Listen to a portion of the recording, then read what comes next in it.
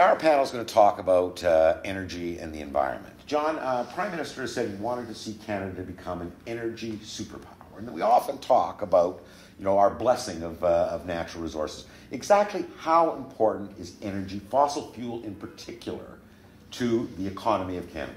Well, it's huge. Look, there are a lot of people who believe that new sources of technology are going to replace oil and gas and make us all green and clean and happy.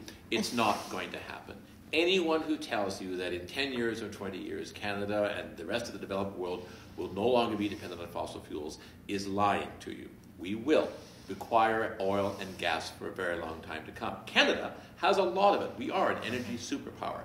And we want to sell it to the Americans, to the Chinese, to anybody who wants to come and buy it. And guess what? They want to buy it from us too.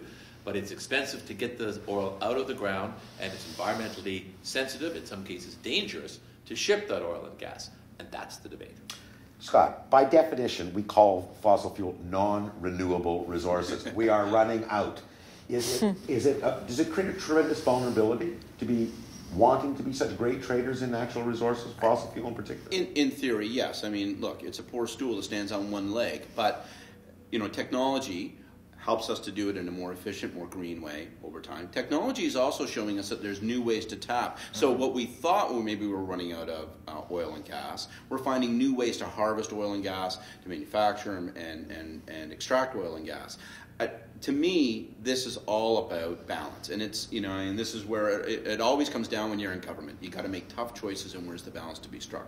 My own view is Canada's got to really think about manufacturing, and we really got to hope that in the world to come, when the kids who are watching this, right, are adults, that actually manufacturing won't be something that exists solely in Vietnam and China. I think it will still exist in Canada, and I think there may be a rebirth of it. We want to make certain that we position ourselves to harvest that and to benefit from that. Well, I want to ask Kathleen about this, because there's been a debate that's almost as old as Canada, that that Canada is hewers of wood and drawers of water, that we haven't really, because of our riches in natural resources, we haven't really exploited our talents as traders and manufacturers and builders of stuff. Mm-hmm. Is there merit to that argument in 2012, 2013? Yeah, I feel like I'm going to go a time capsule, and I've gone backwards in terms of this government's policy. And you're right, we have been defined, particularly in the birth of our nation, as hewers of wood and water, and we have to be more than that.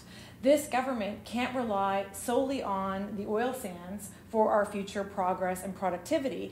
It has to diversify. We have to look at other resources, including green technologies. Now, I take John's point. We probably will, in 20 years, still be using oil and gas and other non-renewables. That said, if we don't start investing now in green technologies, in the green economy, we never will. We have to take actions now. And I think that if we don't, we're, frankly, leaving a huge debt to this generation. But we're doing that already, though, Allan. I mean, we do have strong renewable resources, whether it be the hydro in Manitoba, in Quebec, in Newfoundland and Labrador. In the case of Newfoundland and Labrador, the case of Quebec, there have been different creative government investment opportunities that have been brought to bear there. It's not going to replace oil and gas, but we're getting there. But I want to pick up on something Scott said. I think we're going to talk about energy and environment and development and bring manufacturing in the conversation. We have to talk about the costs of labor. Part of the reason manufacturing has sunk in this country is because our labor costs are high.